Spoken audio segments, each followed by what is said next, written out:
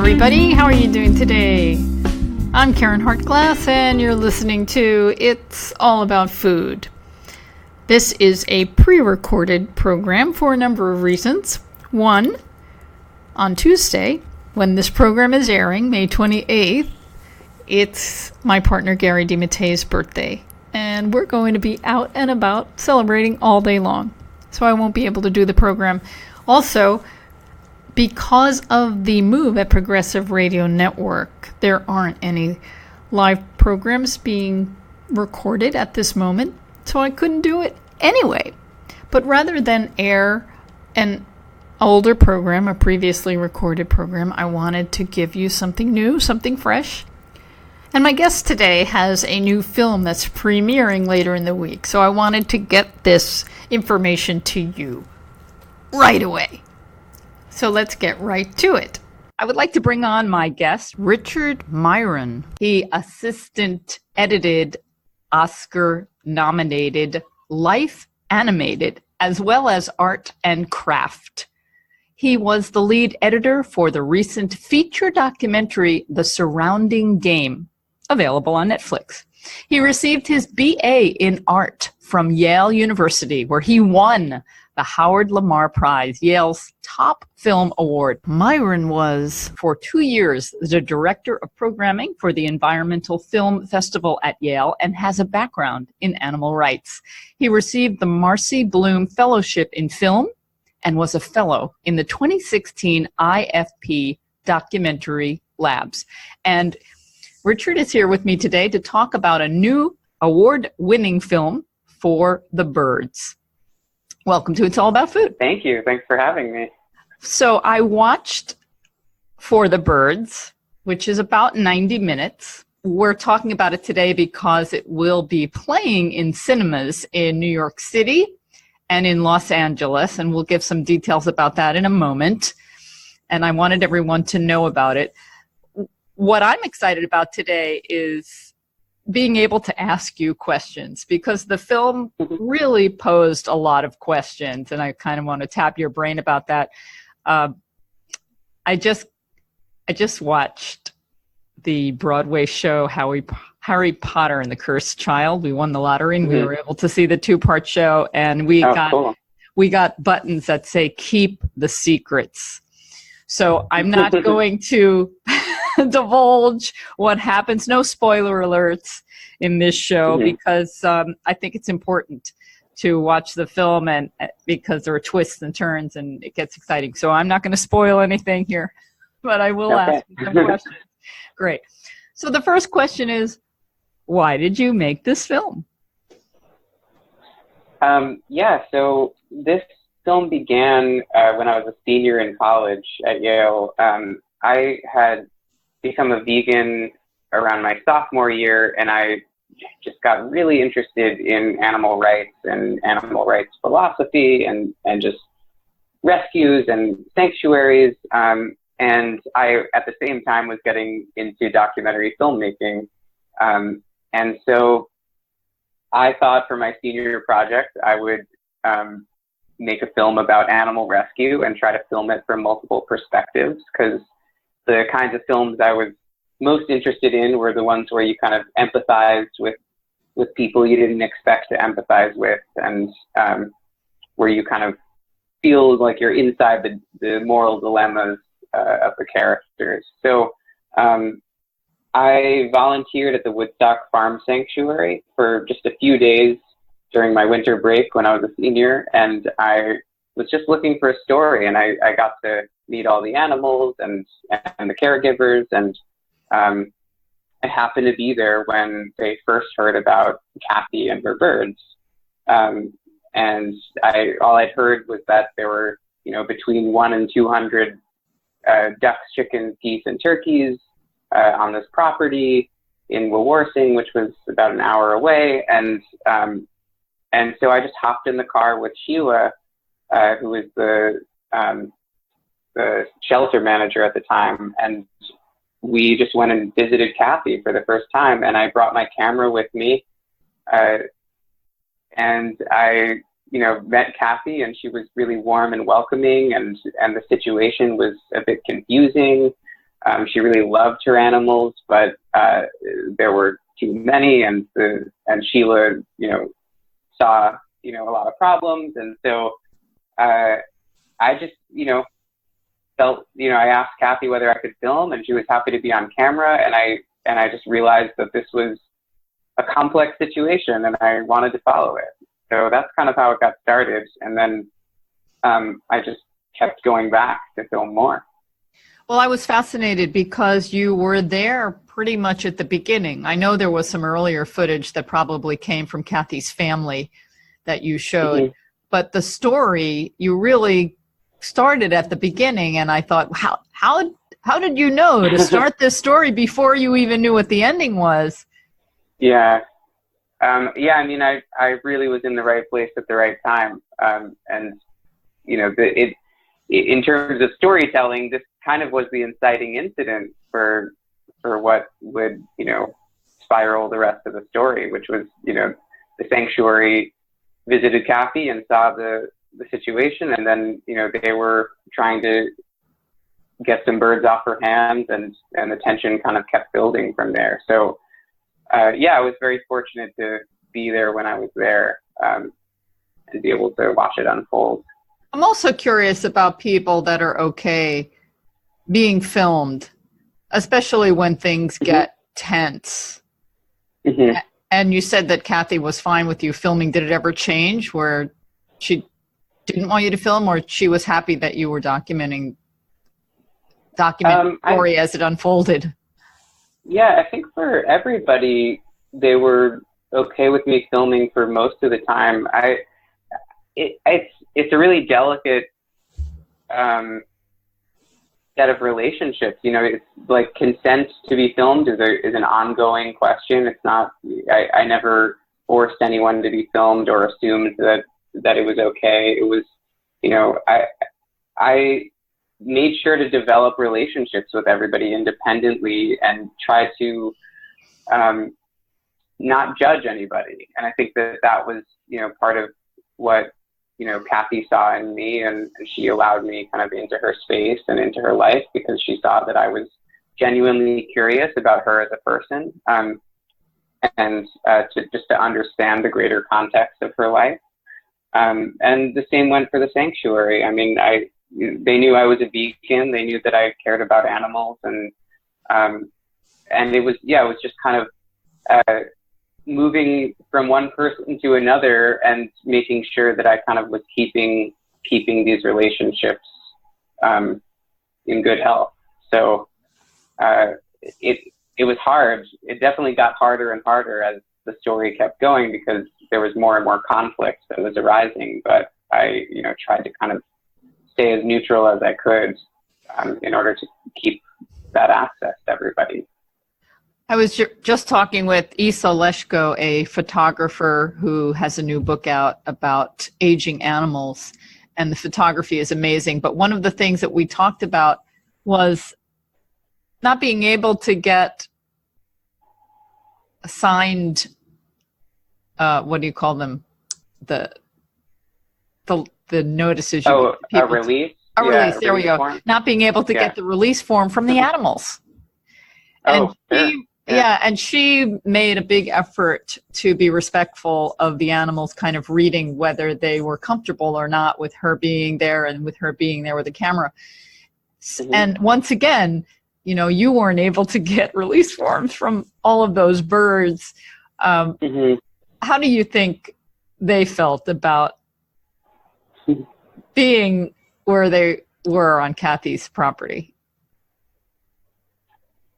I don't know that I can answer that question. I mean, I think that, and I don't want to pretend to try. I think that we try to project and understand what an animal's thinking, but it's hard. I think like something I thought about a lot throughout the course of making this film was what happiness is and kind of levels of happiness, because, for example, like a duck who's never been on a pond, how do they know what they're missing? Right.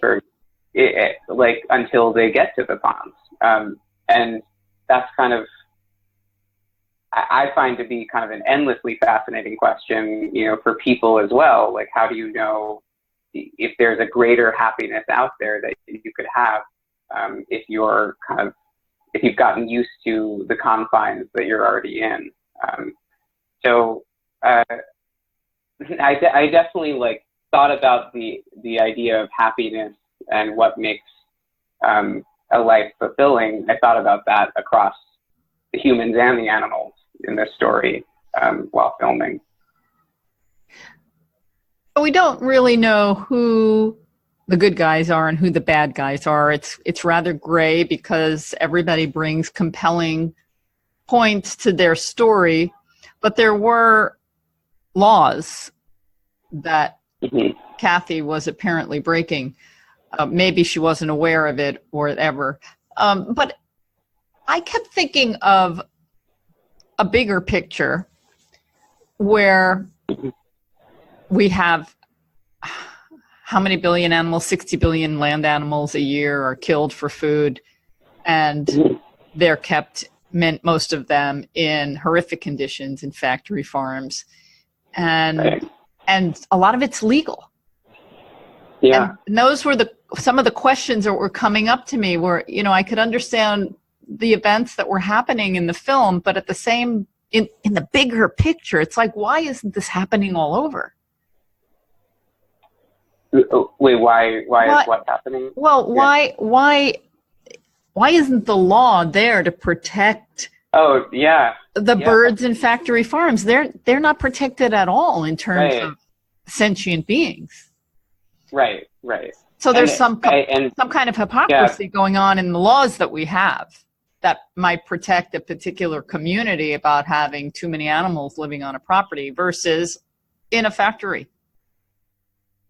Totally. Yeah. I mean, and I think it has to do with labeling certain animals as agriculture animals and not as pets or as, dogs and cats are protected.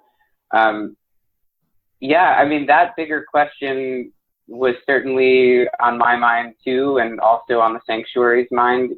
What was interesting for the sanctuary is that they can't, as you said, like, you know, it's not illegal what's going on in these factory farms, or it's not enforced. And so you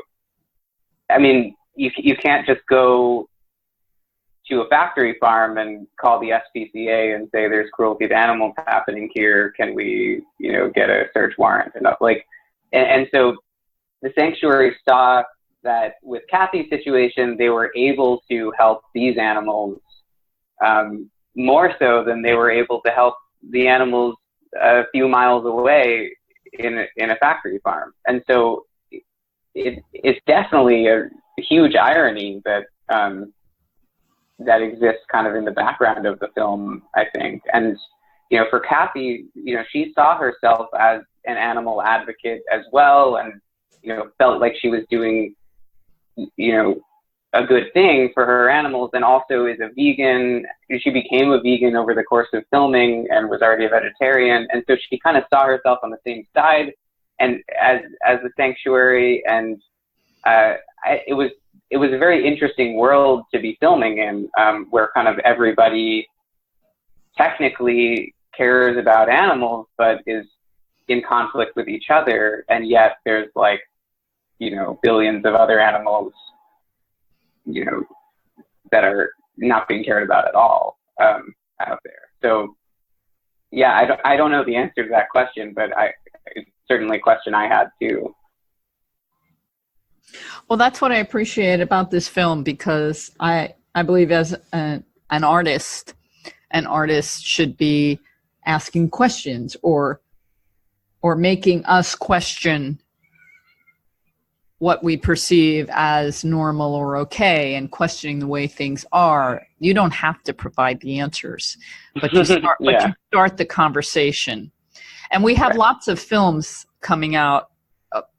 I remember when I first became a vegan, which was 31 years ago, there really weren't any films. There was one. There was Diet for New America with John Robbins, and it was a great film. but it took a long time before technology made it a lot easier for more people to be in the right place at the right time and start filming and enable a lot of us to view these things. But most of the stories kind of assume one side and lead us along. They're the good guys and the bad guys. And I mean, I enjoy a lot of them, but some people just totally disagree and just don't want to have anything to do with the film. But that's what I appreciated about For the Birds, that you were showing all sides and with a degree of respect and where we could understand how complicated life is. Yeah, thank you. I mean, there was something I learned in documentary class I took in school. I may have read this in one of the books we had, and it was that right versus wrong is not as interesting as right versus right. And so to use that as a principle in storytelling to say, like, can we justify, or can each character justify what they're doing and also be in conflict? And, if we're wrestling with, I mean, I kind of call it like empathetic tension, because I think that's kind of like what I felt while filming, where I, would spend time with one person and kind of see, oh, I see your point, and then I go to the next one and I'm like, oh, I see your point. And then suddenly you kind of have this swirl of like people and animals that you care about, and yet the situation is such a mess. So I really wanted to take the audience on that same journey where they could kind of feel that tension inside of them of, caring for somebody, but also disagreeing with them at times, that kind of thing. You may not know the answer to this question, but I'm just wondering, after seeing the film, how many farm sanctuaries get involved in legal cases, doing something that the other party doesn't think is fair and ends up suing or fighting. I don't know how frequent it is, but I don't think it's that frequent, because I don't think that sanctuaries want to get involved in legal cases. No, I don't think they could afford it. Yeah, certainly the SPCA didn't want that to happen either. And I think it was a surprise for everybody, including me, that Kathy ended up having a lawyer come on her side and push back, because that had never happened for the SPCA in a situation like this. So so it became it was about a 9-month legal battle because Kathy's lawyer fought back. I don't think that was an ideal situation for anyone, really. But it's kind of rare, and but it made the film more interesting. Exactly. Yeah. It made the film very interesting. Yeah. Oh, yeah. Okay, so now let's talk about where people can see this. I understand there's an event coming up in New York City at IFC Center, May 31st to June 6th. Yeah, it'll be running, for those 7 days, 5 times a day, I believe. So people can see it whenever they want. And there'll be a Q&A, opening night, something like that? This Friday night and Saturday night at the primetime showings, we'll have a Q&A with myself and my co-producer and co-editor, Jeffree Star, and our executive producer, Brian Reed, who made the podcast S-Town, which some people may be familiar with. So he's going to be moderating a discussion with Jeffree and me, and then we'll have, question and answers afterwards. So that'll be opening weekend. Okay, and then you go over to Los Angeles to the how do you pronounce this? The Laemmle Monica Film Center in Santa Monica. Very good. And that's on June 10th. June 14th. Oh, June 14th. Oh, yeah. I have two different things here. Okay. Oh. Yeah. Oh, yeah. The tickets will go on sale on June 10th. Oh, that's right. Okay, so the tickets go Yeah. on sale May 27th for New York's IFC Center and June 10th for the Laemmle Monica Film Center. Great. And after this, the film will be available for streaming in July? Yeah. At the end of July, we'll be launching on digital platforms. And then, so people will be able to stream it in any English-speaking country, I believe, or most English-speaking territories. Yeah. Well, it's a great film to have at events because, like I said before, it really starts a conversation. Yeah, thanks. Yeah. It's been quite a journey. We've been at 20 film festivals, and the conversations with the audiences afterwards are amazing. People really have a lot of questions and are left thinking for weeks, they tell me. So it's that's great. Were there any particular comments or questions that were surprising or profound to you? I don't know. A lot of them are about the plot. I mean, they're and about how it got started. Yeah, that was the most fascinating part to me. How was it you were there, right? The right place at the right time. Yeah, and do you have anything coming up other than promoting this film? Any other right place at the right time films you're working on? Not yet. I'm working as an editor on other documentaries right now until I have a spark of inspiration for my next project. So okay. So I'll keep you posted. Before we go, I just wanted to ask you, why did you go vegan? Yeah, great question. I had become a vegetarian when I was 9 or 10 years old. And I was one of those kids who, as soon as I really realized what I was eating, I got really disgusted by it. And I just told my parents I wasn't eating it anymore. I became vegetarian and then was that way until college. And then when I was in college, I knew a guy who was a vegan, who was just like, I would have dinner in the dining hall and kind of see his plate like full of colorful vegetables and like, you know, everything that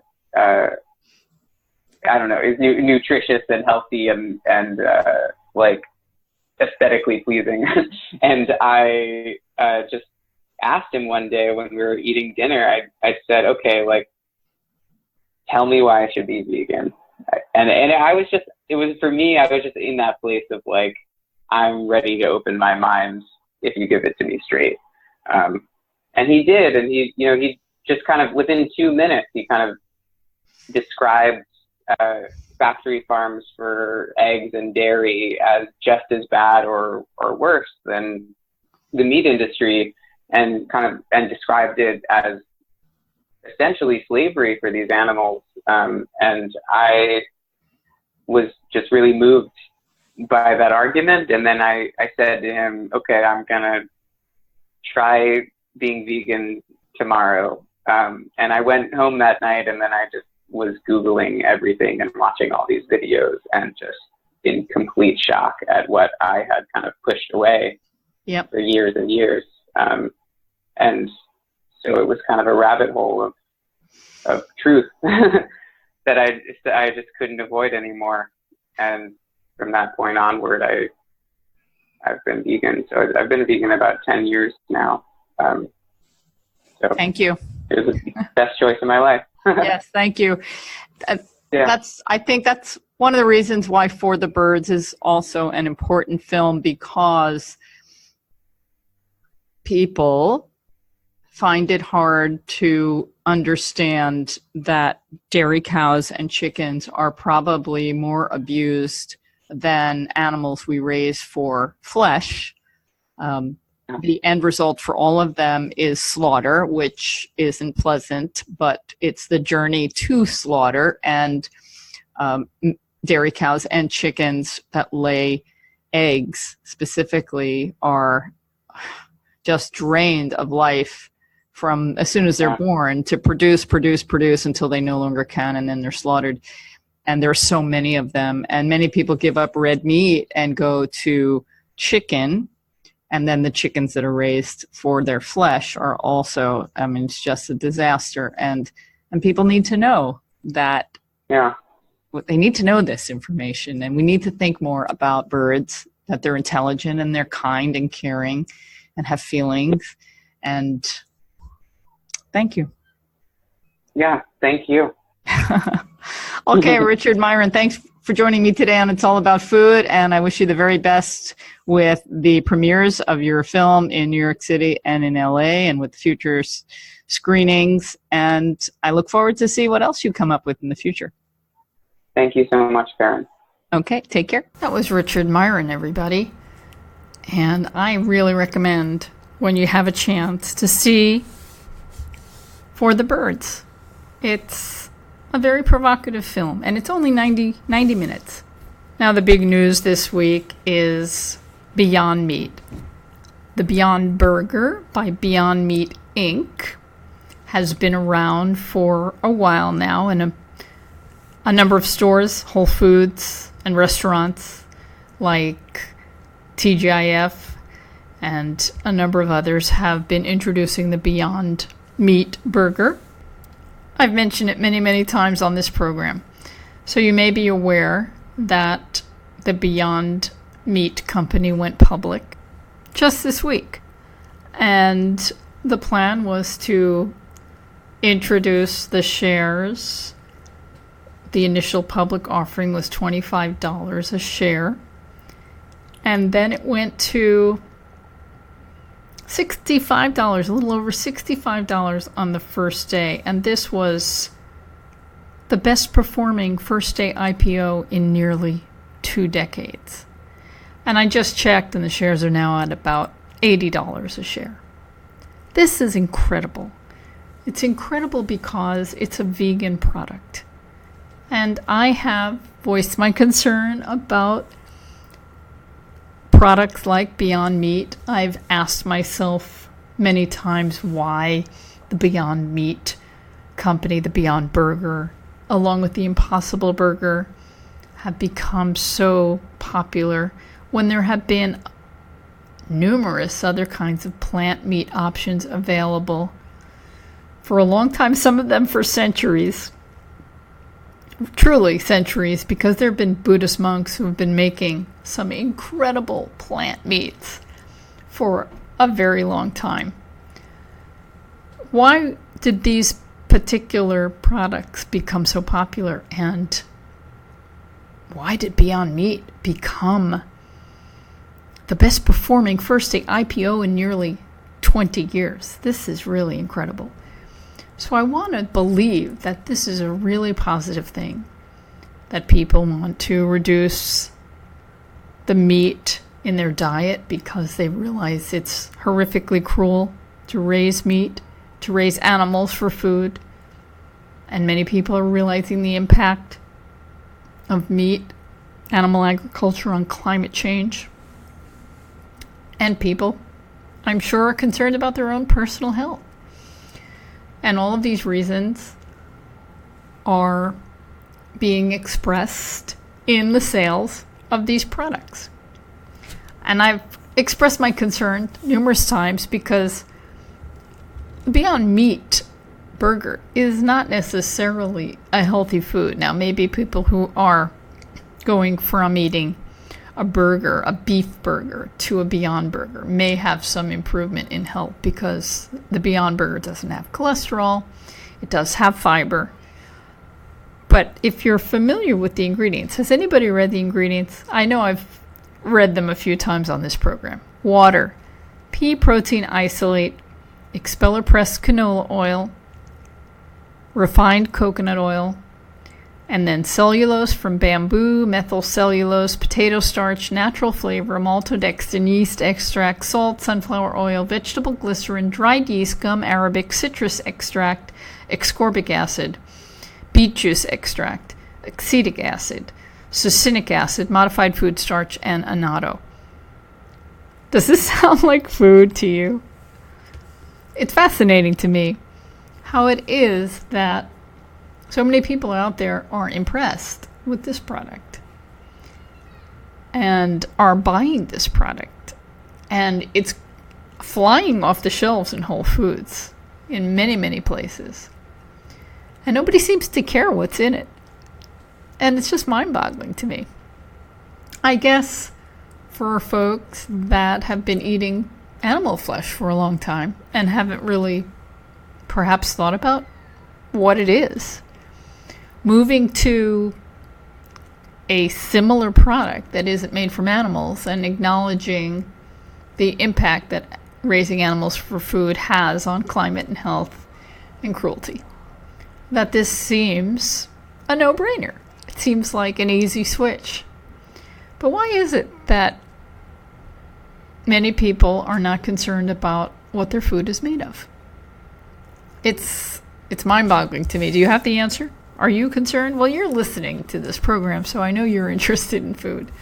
But it's fascinating to me. Is it just the marketing behind these products, that they're so well marketed that people are interested in buying them? Or is it just the taste and people are just concerned about taste? I'm asking these questions because I don't know the answers. It's fascinating to me. Now, Gary and I, this week, in celebrating Gary's birthday, which we're doing for a couple of weeks, everybody should celebrate their birthday for a long time. Every day should be a celebration, and I'm always looking for reasons to celebrate. So right now we're celebrating Gary's birthday and going out a little more often to restaurants.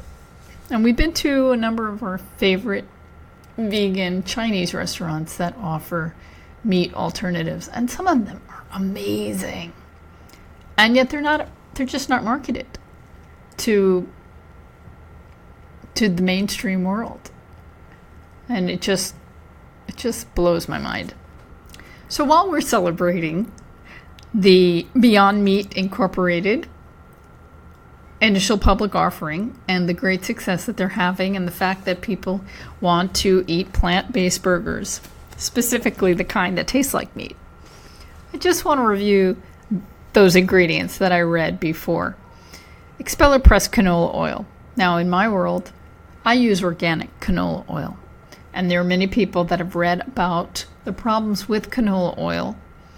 And if you are concerned about canola oil, I suggest that if you want to use an oil when cooking food and you want something that withstands heat, I do recommend organic canola oil. I also recommend not using oil very often, using it sparingly. But the concern with canola oil is with conventional industrial oil, and that's important to know. If you want to know more, I can send you some information. You know where to find me. I'm at info@realmeals.org. Because a lot of people, when I mention using canola oil, they're like, what? I've heard all these horrible things about canola oil. And that is true of industrial canola, not true of organic. And then the next ingredient is refined coconut oil. And I don't know how many questions I've received about canola oil because so many are promoting canola oil as a health food and a superfood and a food to prevent Alzheimer's. All of that is a myth. And coconut oil is another food that's yummy and delicious, but isn't really good for us. It contains a lot of saturated fat. And that's one of the main ingredients in this burger. The main ingredients are water, pea protein isolate, the canola oil, and the coconut oil. So it's oil and protein, and that protein is a manufactured, highly industrialized product made from a simple pea, which is good for you. It's a legume, but then it goes through a lot of hoops, a lot of processing to make the pea protein isolate. And we don't really have a lot of information about how good for us it is to consume pea protein isolate. And then we have cellulose, maltodextrin, which isn't really good for us, potato starch. None of these are whole foods. This is not a whole food product. except maybe the beet juice extract, but it is an extract, and we have to be concerned about extracts because that can also be a highly manufactured food. I was also reading some posts on Facebook by some folks that I know that are vegan that were celebrating the Just Egg product. And I know I've read the ingredients of the Just Egg product on this program before, but I'm going to read it again. Just Egg contains water, mung bean protein isolate, expeller pressed canola oil, and then it says it contains less than 2% of dehydrated onion, gellan gum, natural carrot extractives for color, natural flavors, natural turmeric extractives for color, potassium citrate, salt, soy lecithin, sugar, tapioca syrup, tetrasodium pyrophosphate, transglutaminase, niacin, a preservative. Again, this is not a whole food. It's not a healthy food. For those people that want to have an egg-like product, like an omelet, and don't want the cruelty of using eggs from factory farmed eggs, don't want the cholesterol and all the other ingredients that a real egg from a chicken will contain that aren't really good for us, many would think trying the Just Egg product is a good thing. But we really need to read the labels. So I'm just kind of curious if there was like a machine to jump into the future to see what it would look like consuming a lot of these manufactured food products on health. Is it better than eating the animal products? I'm not saying I want people to eat animal products, not at all. But what I would really, in my world, I would like to see people moving from eating animal foods to eating whole, minimally processed foods. But apparently that's tough for Americans and for other people around the world. And that just confuses me. I'm going to move on to another subject. I recently had my annual exam with my dermatologist, and I recommend everyone getting a regular checkup to have the entire body checked for possible problems with the skin that might lead to different types of cancer. And there are parts of our bodies that aren't really easy for us to see. So it really makes sense to have a medical doctor check on an annual basis, I think. It's a good idea. And I had my checkup recently. And actually, it was a nurse who looked at me first. And what the nurse said to me was my skin looked dry.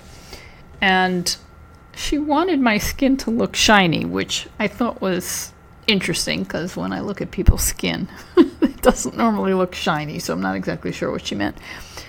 But I told her I'd put coconut oil on my skin. And if you know me, you know that I like to use products on my skin that I can eat. Because the skin, which is the largest organ, absorbs whatever we put on it. And I don't want to put any strange ingredients on my skin that I wouldn't eat. So I like to use food. And coconut oil seemed to be a good thing. But she told me that the body doesn't really absorb coconut very well, and it's not good for a moisturizer. Did you know that? And then I thought, okay, what am I going to use? And I thought about cocoa butter. So I have now switched to cocoa butter. And I've made my own cream where I add a little coconut oil to the cocoa butter so that the cocoa butter goes on more easily. Have you tried cocoa butter as a moisturizer? It's delicious. I love smelling like chocolate. So this is my new skin cream product. And I'd love to hear from any of you if you use cocoa butter or similar products. Now, coconut oil, I still use as a makeup remover. I might use a little bit on my hair. But I've now moved over to cocoa butter. And I've also used shea butter, which is also a hard fat at room temperature, so it's better if it's mixed with some other oils or products that will help it be more like a cream rather than solid. But something I found is that the shea butter will go rancid. It starts to smell funky if I don't keep it refrigerated, and it's not really convenient to keep a product like that in the refrigerator. Well, something I read about cocoa butter is that it's one of the most stable fats known, containing natural antioxidants that prevent rancidity and give it a storage life of 2 to 5 years. Now, I don't plan on keeping a small container of cocoa butter for 2 to 5 years. I believe in using all food products. When you get them, you use them and don't let them linger. But it's really nice to know that it's not likely to go rancid very quickly. Now, here's a question for you. Do you drink vitamin water? I have to admit, I have never purchased a bottle of vitamin water, and I'm not recommending it here. I'm not recommending it for a number of reasons. Number one, we really should avoid drinking beverages from plastic bottles. Plastic is a disaster for the environment, and making beverages in plastic bottles uses far more water and resources than the actual liquid that's in the bottle. And as you know, these bottles are devastating on the environment. They don't degrade very easily into putting it back into the environment into something useful. They fill up landfills. And when they're in a warm or hot environment, the plastic can leach toxins right into the beverage. And also, we should be getting our vitamins from whole, minimally processed foods, and perhaps supplementing a few that are recommended, like B12, vitamin D, K2, zinc, maybe some vitamin C, but we really don't need to be supplementing lots of vitamins. And I wouldn't want to get my vitamins supplemented from a beverage where I don't know how much I'm getting. You could figure it out by the quantity that you're drinking in the bottle, but it's best to supplement from a controlled amount in a pill and not by drinking it, and maybe you're drinking it in numerous different bottles. Anyway, why am I talking about vitamin water? Because I have come up with my own vitamin water that I really dig, and I want to suggest it to you. So if you ever cook vegetables, steam them or boil them, the water that remains has vitamins in it. The water that remains that you used to cook with has nutrients in it and really shouldn't be wasted. So there's lots of different things you can do with that vitamin water. Certainly you can use it to make a vegetable broth.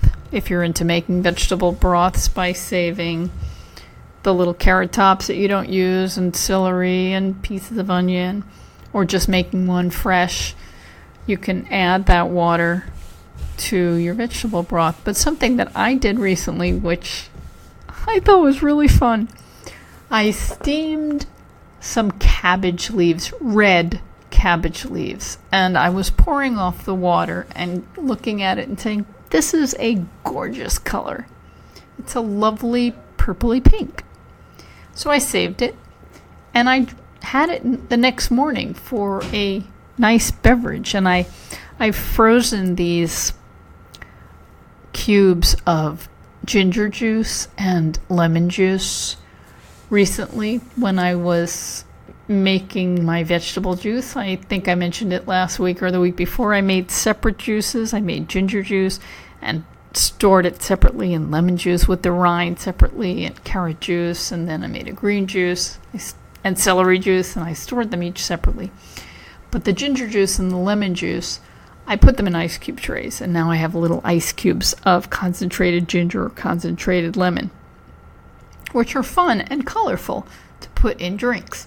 So I put a lemon juice cube in my pink red cabbage water. It was great. So that is my vitamin water, and I recommend it highly. And you can do that with so many different vegetables. Some people might think I'm nutty and I don't care. But if I steam broccoli, for example, or cauliflower, I like to save that water because it's so nutritious. And you may have read some of the articles by Dr. Michael Greger where he talks about the best ways of cooking. Is it steaming or microwaving? And I think in some instances he actually said the nutrients are preserved best in microwaving. And I'm not about to use a microwave because I don't like them.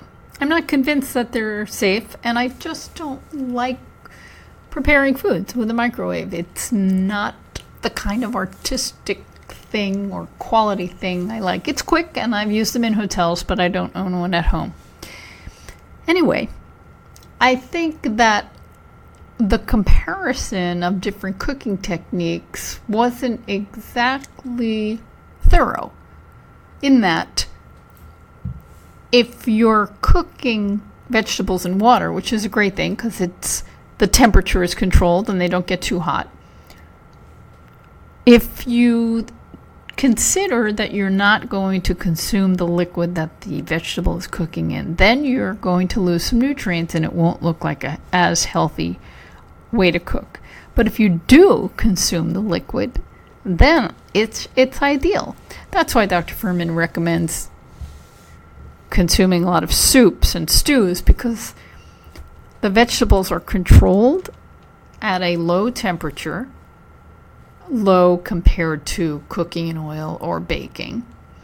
And because when you're cooking in water, the rules of chemistry apply. So water boils at 212 degrees Fahrenheit, 100 degrees centigrade at atmospheric pressure. And when you're cooking in water, you can't go higher than that, because as you reach that temperature, the water boils and then it'll change into steam, but it won't get hotter until all of the water is gone, and then you're going to burn your pot, which I have done. But that's a different story. It's beneficial to cook in water to control the temperature that way. When we bake something, which we can bake something at 250, 300, 350 degrees Fahrenheit and higher, there's the possibility of creating acrylamides. Acrylamides are not healthy for us. They've been shown to increase cancer risk. And cooking in oil will also enable the heat to go to higher temperatures, which can cause carcinogenic products, which is why we like to cook in water, because it controls the temperature and keeps it at a safe, low temperature. But my point here is not to lose the nutrients in those wonderful vegetables. So make your vitamin water. The last thing I wanted to talk about today was an update on my friend Bilal Kizilbash's new product, Easy Kale. Has anybody tried to purchase this product since I talked about it last month? I'm very excited and I'm very proud of what Bilal has been doing. To begin with, the demand is great and they're sold out currently. So they will be working on increasing production and making it more available for people. And this is fantastic. And the other thing is, out of the entire United States, 200 of the most innovative companies get to represent the country at the Global Entrepreneurship Summit, which is taking place in the Netherlands shortly this year. And Bilal's company, Easy Kale, was selected to be one of those companies. And it's really, really exciting. So I'm happy to share that update with you. And I hope you do get to try Easy Kale, especially if you're someone who doesn't like to eat kale. This is a great way. If you remember, 1 tablespoon of this product, this powder, equals 4 cups of fresh kale. Now I have to say, I love kale, and I would much prefer to eat kale as a salad or steamed. It gives me a lot of joy to eat kale. If you're not someone who likes to eat kale, it's pretty much like any food. It's something that you can grow accustomed to. And kale is one of these bitter greens. And we have been trained, our taste buds have been trained to like oil, sugar, and salt, and not really to identify the bitter flavors in foods. Personally, when I was going through my cancer journey about 12 years ago, and I knew that the dark leafy green vegetables were so important, and I wanted to avoid really sugary foods at the time, even fruit juices, I trained my taste buds very quickly. I started consuming lots of green juice, and I didn't love it in the beginning, I will confess, but I trained myself quickly because I was on a mission. I was on a mission to get well and to heal and to live. And I learned to love the flavor. I find that adding lemon juice or ginger juice really helps, and mixing with celery juice, you get all the benefits of all the nutrients, the minerals from the celery and the flavonoids from the lemon rind, and all of that is really good, but it helps improve the flavor of the kale. Although I could just eat kale raw, kale juice raw, and steamed kale. I love it. So if you want to like kale or any other food that you particularly don't like, just eat a small amount on a regular basis. I think it helps familiarize the tongue with a flavor. And there's also a psychological component. So when you're eating foods that are good for you and you want to enjoy them more, the things you think about while you're eating them need to be positive. Like, this is a food that is going to love me back. This is a food that's going to nourish me. This is a food I want to get to know better. If you're giving yourself the negative vibes while consuming a new healthy food, like, oh my God, this is so disgusting, I can't possibly consume it, it's going to be a lot harder to learn to love that food. And I really encourage you to learn to love the foods that love you back. I love talking about that. And perhaps we'll continue this conversation in the next program, Learning to Love the Foods That Love You Back. It's a talk that I like to give and will only give you benefit all around. Thanks for listening to It's All About Food today. I'm Karen Hartglass. Remember, have a delicious week.